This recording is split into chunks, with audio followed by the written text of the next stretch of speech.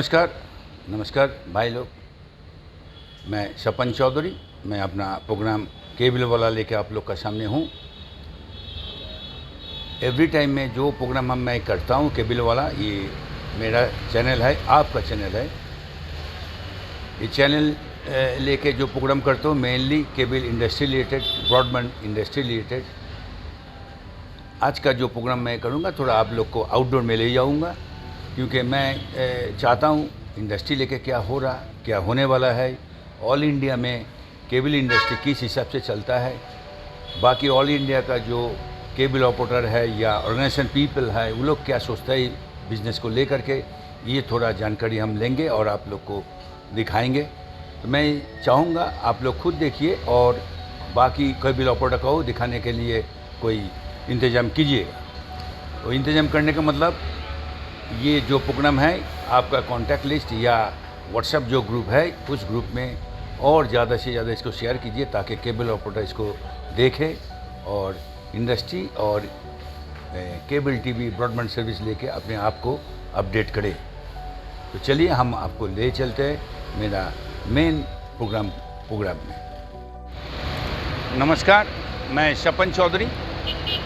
अभी मैं एक काम के लिए कर्नाटक स्टेट में आए थे, लेकिन वो काम करते हुए मैं अपना जो नॉर्मल जो जॉब है, जो cable TV industry, cable TV related जो भी इंफॉर्मेशन बोलिए, इंडस्ट्री का खबर बोलिए, वो मैं देता हूँ। उसी को लेकर के अभी मैं आपका सामने हूँ। मैं अभी कर्नाटक स्टेट में बेंगलोर से 15 किलोमीटर 12 से 15 किलोमीटर दूर मालवाड़ी एरिया में हूँ।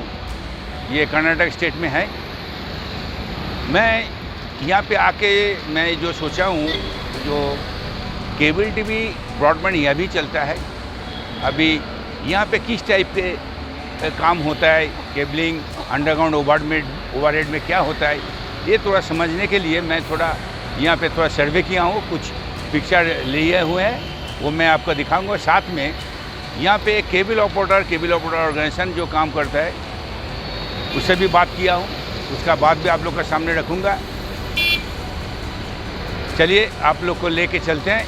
पहले ये केबलिंग का क्या पोजीशन सिचुएशन यहाँ पे है दिखाएंगे, उसके बाद केबल ऑपरेटर ऑर्गेनाइजेशन का जो यहाँ पे जो है उससे बात करूँगा। चलिए आप लोग को लेके चलते हैं।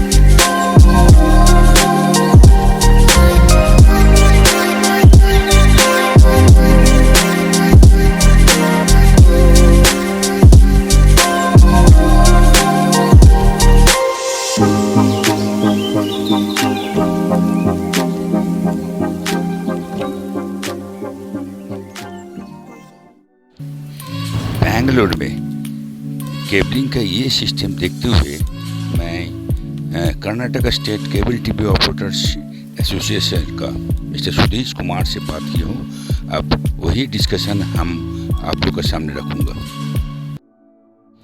या Sudheesh, but I have seen in HSR layout there are lots of cables are lying in the floor in the road, and some TJB or what we should say the bamboos are all hanging in the trees. How then this is happening in this type of developed city? Yeah, I'm Sudhish from Bangalore. As already Mr. Swapan has introduced, I'm also part of Karnataka State Cable TV Operators Association. I'm the Joint Secretary, and in this industry for the last 32 years from the beginning of cable TV. Now Mr. Swapan just asked me about UG being introduced in Kolkata. For your information, it's already in the process in Andhra Pradesh and Telangana states, where they have already almost in the verge of completion of underground fiber done by the governments, respective governments, and also in Kerala, the Kerala government is proposing to do the same. In Karnataka, so far, nothing of that sort has come up. A few years back, they had proposed, which we have opposed, and we have told them that the government should not come into this business.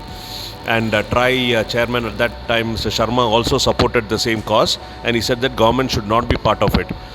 Now, the reason why we don't want UG to be part or initiated by government is basically because government, when you say, it is again driven by political parties. When it is political parties at the helm of affairs, what they will do is that they will use the data which is available through the fiber which goes to respective houses for their political purpose, which should not be allowed. This is purely a private business and it should remain private. But we understand that even the central government is working on this called as NOFN, that is National Optic Fiber Network.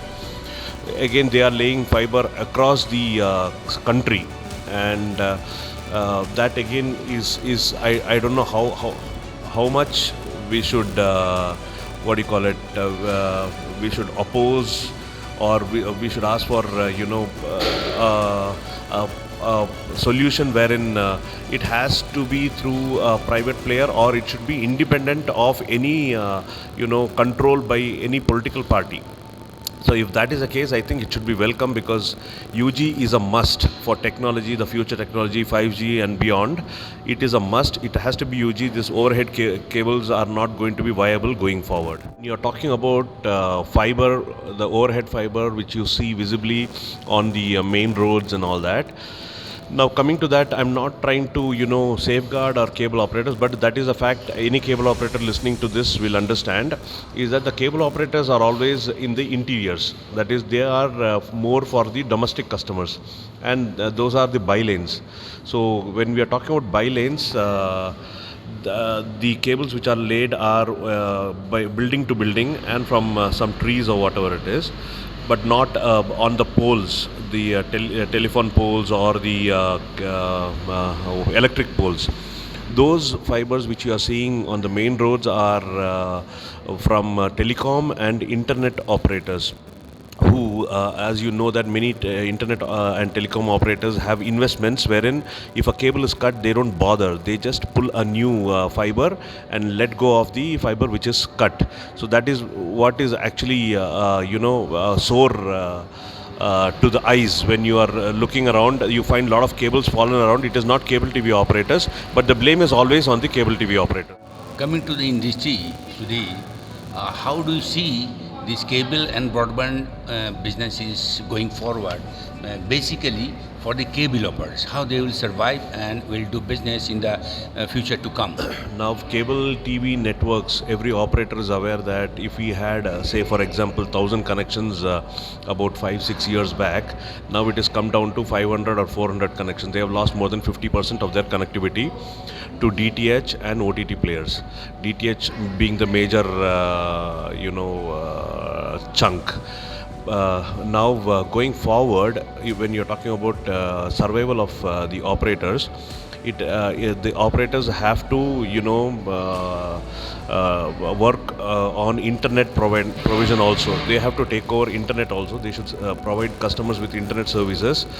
Once you take over internet services, you have you have OTT channels which will be part of it, and then you have telephony and 5G coming in. You have home automation. Everything is going to be through the fiber that you are going to connect to the customers. As we are already aware, most of them, the operators have already connected fiber to home. So fiber to home is the last mile connectivity which is already there. So whoever, any private player coming in or the big MNC companies which are coming in can always take cable operators to reach the last mile. So we should be well prepared, and I'm sure that if cable operators are technologically advanced and ready, they will not have any challenges, but their business will increase and they will survive. Okay, we understand, Sudhish, what you are trying to say is the infra development that which has already been developed by the cable operators. That will give some what some base to the cable operator. Now you tell me, uh, in broadband service here in Bangalore, because Bangalore is a very upcoming city and a developed city. What type of service this broadband service provider is actually giving? How much is the cost of the services, and what type of services they are actually providing?